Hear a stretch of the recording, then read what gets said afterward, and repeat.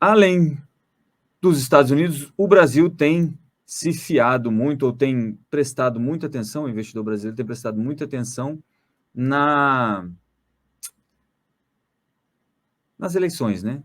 E, embora haja muita reclamação de que os institutos erraram, etc. e tal, o mercado continua olhando para os institutos de pesquisa e tem se movimentado de acordo, eu vou mostrar para vocês. E aí, eu só quero fazer um parênteses aqui, porque às vezes as pessoas, quem acompanha a gente aqui é muito aguerrido politicamente, assim, mas uma coisa é você acreditar ou torcer para que um ou outro candidato vença as eleições. A outra é você colocar o seu dinheiro, né? Tem uma expressão em inglês para isso, que é colocar o seu dinheiro onde você está falando, né? Então é apostar naquilo que você está falando. Às vezes é só torcida, mas o dinheiro não mente, né? O dinheiro você coloca onde você acha que tem mais chance de algo acontecer, tá? Eu vou mostrar para vocês o que tem acontecido no mercado, como o mercado está vendo isso, e o mercado trabalha com probabilidades, né? Por isso,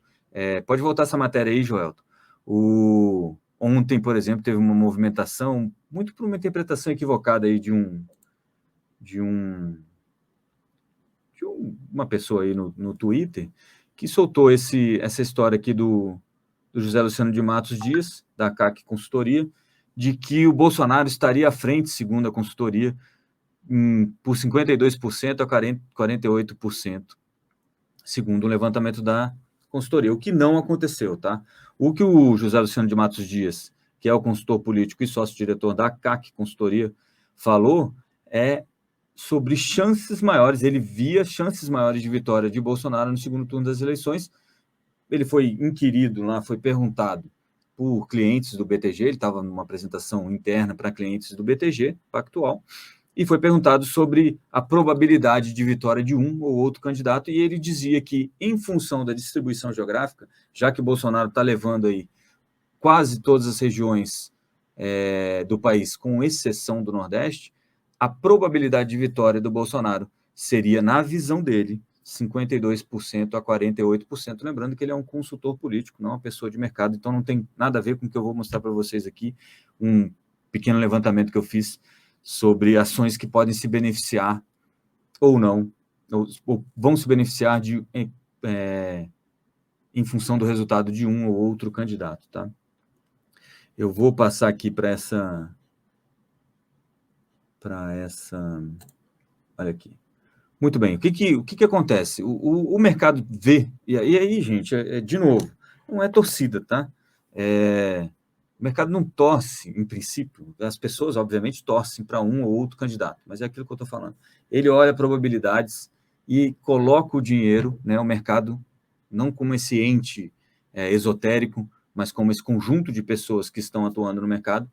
Ele olha para a bolsa ou para os mercados em si e coloca o dinheiro dele onde ele acha que tem mais probabilidade de algo acontecer. As estatais, a performance das estatais está mais ligada, portanto,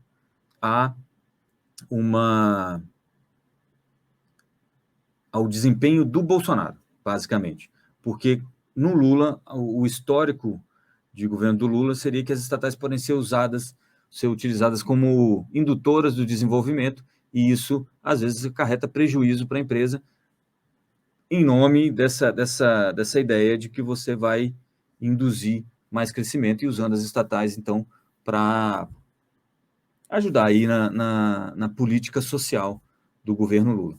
Então, quando você vê estatais subindo, um dos motivos é de uma aposta aí numa performance melhor do Bolsonaro ou dos candidatos que se alinham a essa utilização, ou a essa utilização das estatais como empresas de livre mercado ou até pretendem privatizá-las. E até coloquei aqui a Sabesp, só para mostrar para vocês como isso é facilmente visto, né, no mercado. Então, essa linha meio alaranjada aqui, que eu estou destacando agora aqui,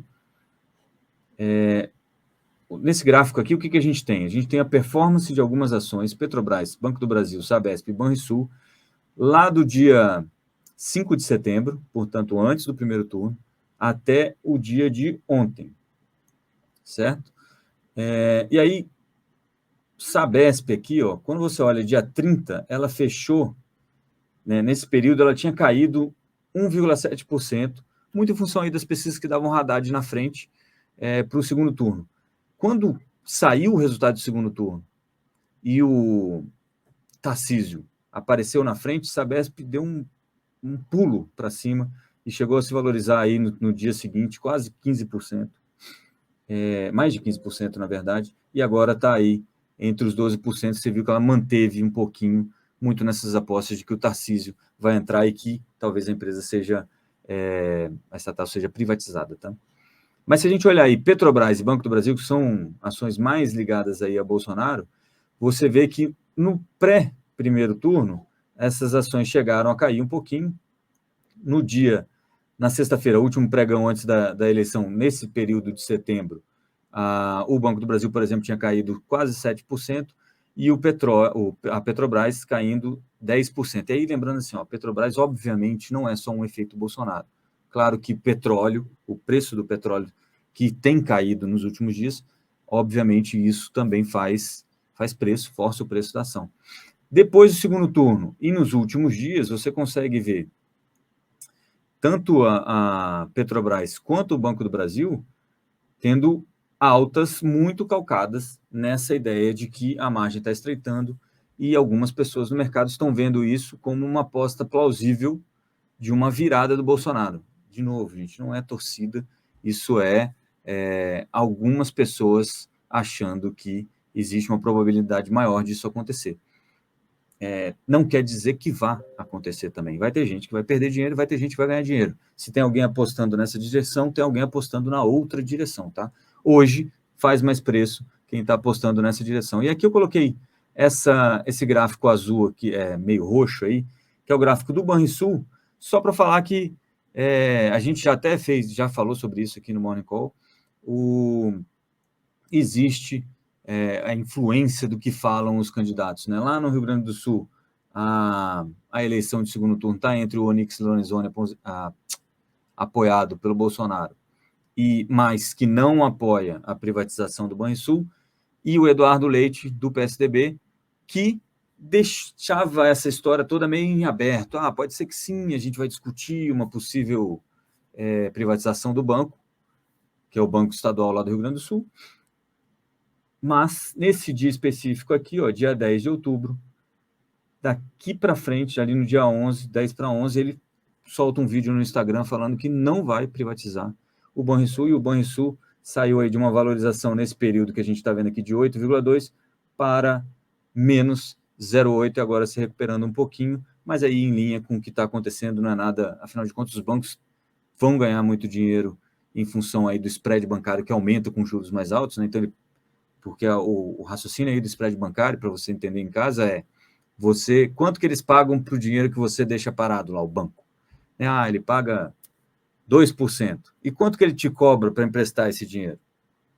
Essa diferença é o spread bancário. Quando você tem juros mais altos, normalmente essa diferença aumenta e os bancos conseguem ganhar mais aí no resultado financeiro deles, conseguem aumentar um pouquinho o lucro deles, tá bom? Bom, mas isso aqui para as ações que tem mais a ver com o Bolsonaro. Vamos dar uma olhada nas ações que tem um pouco mais a ver com o Lula. Lula, lembrando aí, nos primeiros mandatos, no primeiro e segundo mandato Lula, houve o FIES, né, um incentivo aí, principalmente para aumentar a participação da população no ensino de terceiro grau, no ensino superior. Terceiro grau entrega a idade, né? No ensino superior, então, as empresas de educação na Bolsa se valorizam muito nesse raciocínio aí do FIES, porque elas acabam recebendo muito dinheiro. E, além disso, uma política mais voltada para o incentivo ao consumo. Então, empresas de varejo, aí aqui eu coloquei, nesse gráfico aqui, a gente tem Croton, Magazine Luiza, Direcional e Grupo Mateus, que é uma rede de atacarejo, né, que é aquela mistura de supermercado de varejo com atacado. E aí, a movimentação deles em função das eleições, também começando aí lá de 5 de setembro, você vai vendo aí que no próximo aí, na última sessão, pré-primeiro turno, tanto a Direcional, que é uma construtora aí muito ligada ao Minha Casa Minha Vida, quanto a Magazine Luiza e a Cogna, que é de educação, subindo aí nos últimos dias, muito nessa expectativa de que o Lula pudesse levar a eleição no primeiro turno. Logo depois da saída do resultado, as ações meio que se mantiveram. A Direcional, que é essa construtora, chegou a subir no dia, foi um dia de além de se estreitar a margem, a visão de que você teria um Congresso que barraria, né, um Congresso mais alinhado à direita e centro-direita, que barraria muito... Ih, rapaz... O Davi, você consegue um... Eu estou quase sem bateria aqui no computador, vai cair. Bom, vamos lá. Então, o que eu estava falando é o seguinte, como é que a Bolsa responde aí ao Bolsonaro, ao Lula? Então, se você pensar em papéis mais ligados ao consumo e educação, você vai ver onde é que os investidores estão imaginando ou estão colocando probabilidades no resultado eleitoral, tá? É claro que isso não é trivial, isso é mais uma curiosidade do que e uma forma também de vocês olharem para a Bolsa, tá? E aí o que acontece? Aqui, a partir do dia 11, então já da semana passada para cá, você já começa a ver Magazine Luiza caindo, e aí são dois motivos, não é só o estreitamento aí das vantagens, da vantagem do Lula na pesquisa. Claro que juros mais altos dificultam o consumo, ainda há dúvidas sobre se a inflação vai continuar arrefecendo, embora haja uma probabilidade muito grande disso acontecer. Tá?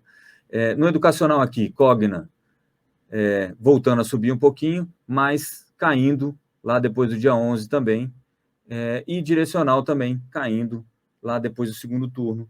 A gente vê elas arrefecendo um pouco mais. O Grupo Mateus, que está muito, muito ligado aí ao consumo, caindo 4% nesse período todo, que vai lá do comecinho de setembro para cá. Tá bom, gente? Então, essa é uma forma de a gente olhar para o mercado para saber como o mercado está precificando o resultado eleitoral.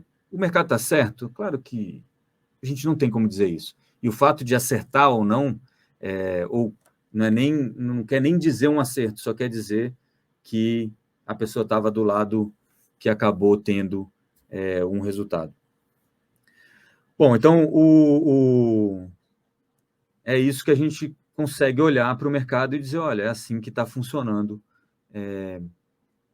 o mercado hoje. E aí serve também como um alerta de a gente pensar o seguinte, o mercado hoje está muito voltado para as eleições, está muito voltado para o mercado interno, e a gente não é uma ilha, obviamente, né?